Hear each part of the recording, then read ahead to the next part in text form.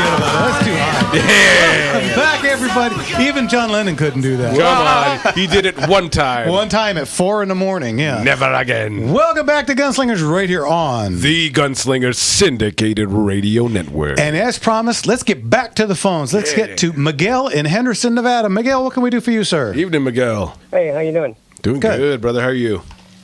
Yeah, okay. I was just wondering, why law enforcement people, why don't they use, instead of having the 223 AR, why don't they use something like more reliable, like a 308?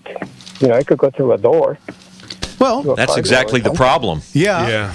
I mean, for in the house, rifles are rarely a good option because if you got people in the house along with you, that could be bad. If you live close, like in a condo or an apartment, that could be really bad. Anytime you're dealing with an urban environment, you have to worry not just about penetration but over penetration. Yeah, and the 5.56/223 round in today's world is a good round. Now, back in the DuPont days in the 60s, you know, the McNamara Whiz Kids and all that stuff, that was not a good round, but it was more the powder that they were using than it was the actual round. The 5.56 round is good. It serves a purpose of being able for the average GI to carry a lot of rounds without too much weight. Yep. And you know the government, they always go with the cheapest. High rate of fire. And if they could figure out a way to have us shoot 22s, they would. They would. They did. Yeah. So yeah. Also, you know, the 9mm here in Henderson, Nevada, you see a lot of officers shooting the suspect about 5-6 times and still keeps walking. And I'm thinking they should use a 38 plus P at least. Well, or 357. You know, you can get a 9mm plus P, and I sure wouldn't want to get hit with that. But I'll tell you something else. As far as people being shot, not that I know this, you know, personally or anything, but there is cases of a robber coming out of a grocery store. This is right here in L.A.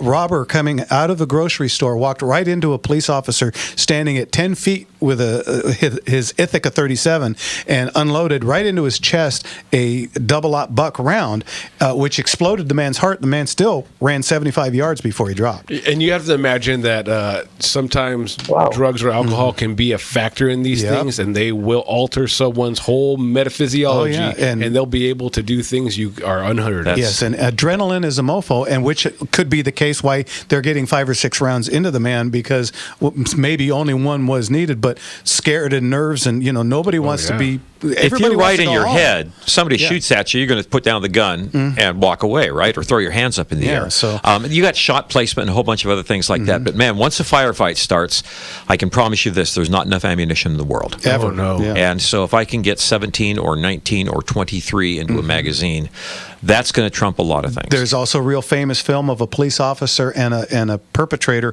in a hallway, both with 15-round mags, both emptied both guns, and not one person was hit. Nope. Come on. The walls, the floor, and the ceiling. If you can call were those all those. bleeding everywhere. But the building collapsed later.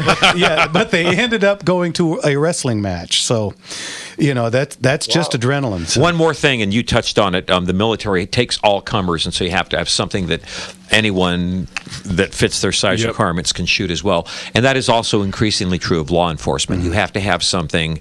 If you give 10mm handguns, congratulations, you'll have something that is a perhaps more reliable stopper. But not that many people can handle the muzzle blast or the recoil. Correct. So you got to roll out for that as well. Yeah. So You got to put in for accuracy, time, all these things. It's a whole math problem, and to make sure that everyone can do the math, you got to kind of find something that everyone can actually pencil to. Alrighty. Well, yeah, that makes me happy to know about the 9mm plus P. That's better. That's a better choice. That's what I have in my CCW. It's going to be hotter than 38 plus P2. This I promise. Yeah. So by about 15 or 20%. Yeah. Okie doke. It's a good question. Okay. Over here, I'm gonna, over here in the gun shows, you could get whatever you want, but I think my next one is going to be a 9mm handgun because I always carry a 45, but it's too heavy, way too heavy. Understood. I always recommend the 365, the Sig Sauer 365 XL. Great gun. I own one. It's on my hip right now. And make sure you jump on the catalog. You're probably going to see something you like in there. There you go. But you will not be unhappy Miguel, with the 9mm. Thanks for the call, and tell your friends out there in Nevada to listen up, all right? Thanks for the call. Thank you, all right. sir. Have a nice one. You too, too, brother. Take care. God bless you. All right, let's jump into absolutely. into Robert in Sherman Oaks. Robert, what can we do for you, sir? How are you guys doing today, Doing Jeff, well. Jimmy, and Mark? It's a good day. I have a couple. Good. 3 questions real quick. I have your catalog, of course, and I have it. We can come down to your Orange County store and take a look at them. Anytime you're ready. Anytime we're open. Yeah. Okay. Tuesday through Saturdays. Mm-hmm. And then also, is this auction going to be at doors open at 9 and 10 o'clock now, like it was before? Yeah, doors will open at 9, and actually, we may get them open a little earlier. I'm going to talk to them this week. We may try and get it set up so that they will serve breakfast. So, because they don't want people bringing in their own food, and so the guy said, if you got, because somebody brought donuts last time and they got upset. So he said, if you want donuts, we'll bring you donuts. And I said, well, how about bacon and eggs? He goes, we can do that. Yeah, we can do that. They got a whole kitchen back there. Yeah, but we will be starting at 10 o'clock, and so your doors will at least be open by 9. All right? Okay. Also, last question is you guys, I think it was Leon, the car guys were on back on the 15th or 16th. Mm-hmm. Yeah, you guys Jeff, you mentioned a guy named Neil in Corona who works on old cars, and you gave him a shout-out. Yeah, Neil Matranga. Uh-huh. Does he have a shop or something? He does.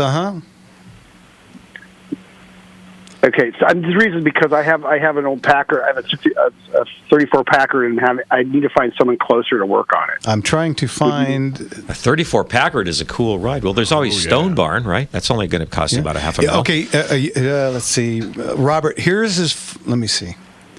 It's phones. Okay, it's called Matranga, Matranga Restorations. His name is Neil, and his phone number is 909-681-1195, and his email is pre-war, like before the war, pre-war guy at gmail.com. All right. Got it. Okay. Yeah. Okay. At Gmail. Yeah. Yeah, I have a guy down in San Diego, and it's just like, it's misfiring. I asked, I called in. We tried that. It's not quite right. And so gotcha. Okay. Well, Neil came in. Him and his wife came into my shop and introduced themselves to me. And get this, I actually went to high school with his aunt. Hey, small world. Yeah. Well, when he said the last name, it's like, I went to school with a girl with that name, and he said, you knew Cindy? Yeah, and sure enough, he said, "Hey, maybe you knew my aunt. He went to West Covina High," and I was like, "Yeah." So yeah, actually, that's cool. Yeah. It is a small world. Me, the car guy, and also the aviation guy that you were on your show, and they all go hang out at Millie's. Yeah. Is my best friend of 53 years. That's one of his father-in-law hangs out with him every day over there. Oh, very awesome! Cool. Very cool. Millie's a great little place. They are fun guys to hang out with. So. Yeah. Never been there and stuff, but Oh, and by the way, lead. You said that you had a license plate, lead shed. Lead sled. Sled. Yeah. Yeah, I looked it up today. It's not available. Yeah, somebody's got it on. It's actually, I had it on a 66 Lincoln Continental, and the last I had heard it was on, I think, a 34 Ford or something. So yeah, it's in good hands. Yeah, the guy that got it for me did what I was going to do, was sell it to somebody else. I didn't have any money back then. So, what do you want from me? Anyway, well, I know I was looking. I was trying to go back and trying to find this car guy, and I was rewatching your shows this afternoon while I was watching NASCAR, and I'm like, let me look it up, but someone already has it. Oh. Yeah, it's taken. So, all right, Robert, thanks for the call. It's all right. I appreciate you guys, and you keep up the great work. And I'm on some other thing called whatever, because YouTube didn't work today. But there's Rumble and Instagram and Rumble. Facebook Live. I'm watching you guys on Rumble. Rumble never goes down. They are solid. Yep. Okay, you guys are awesome. Thank you. You bet. Thanks, you. Take Robert. care now. Can we take a second? I want to give a shout out to one of our former guests. Yeah. Okay. Remember Justine Williams? I do. Okay. She shot Spring Steel out in Rio Salado just this last weekend. First place, hi ladies. Wow. Won the Top Gun shoot-off. Nice. First place overall. Woo! Dang. Okay. So Justine, just want you to know, we were delighted to have you on the show, and we're still proud to be. If you guys want to see any of her highlights, go ahead and look up Justine on any of the social media. There you go. It's so cool to watch her go. See, that girl shoot a little bit. You know what? I watched her shoot a stage yesterday on Instaface or Cheeseagram or whatever, these stupid things that keep popping up on my phone that I don't understand. But man, I was watching her, and somebody was right behind her with like a GoPro thing. Yeah. And she smoked that. Smoking. Yeah, it was awesome to watch, and I was so jealous because I wanted to try that so bad. She makes it look cool, and she does it so well. Right? Let's have a carbine shoot off. Okay, get a couple of AR platform 9mm carbines, the new Ruger PC9, which I happen to really like. I probably already have them. I'm maybe one or two. Let's take them out, put up some steel plates, and run a couple of stages. We'll have to do that soon. Tomorrow's out because it's supposed to rain, but with Scott moving to Montana, I don't have anybody to shoot with on Mondays anymore. What else, Scott? I would aware that he was moving to Montana, but can you blame him? You know what? It was like, we shot on Monday, and then he didn't make the next 2 weeks, which is normal. Usually I'm the one canceling because I got to go pick up guns or whatever. And then he's like, hey, guess what?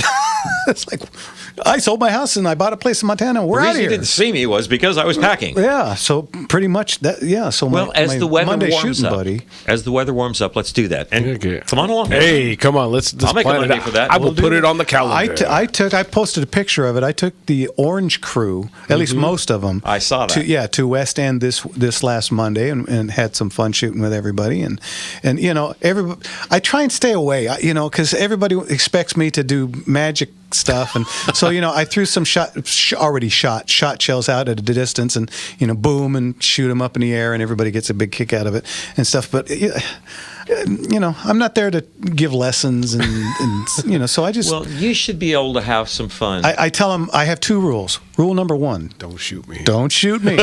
Rule number 2: don't shoot anybody else. Other than that, just keep everything pointed downrange, have a good time, and I'll just be sitting here. And I had about 25 handguns out, and I said, anybody, here's ammo. Anybody wants to shoot? Of course, everybody got in line for my SIG 226X, which is a 6-inch. Yeah, and that gun is magical. I mean, it's my 9mm old reliable. That gun is unbelievable. To be able to shoot, I was shooting the shot shells out at about 25 yards. That's accuracy. I really want to get one of those things. But if I have a chance to try one out on your dime. You said there was something you like even more, though. Didn't you say there was a 9mm competition? Oh, your staccato. Well, you know what? I shot the staccato, and I shot that new 320. We'll talk about that and more phone calls right after this. You're listening to Gunslingers right here on the Gunslinger Syndicated Radio Network. Staccato talk right after this. We'll be right back.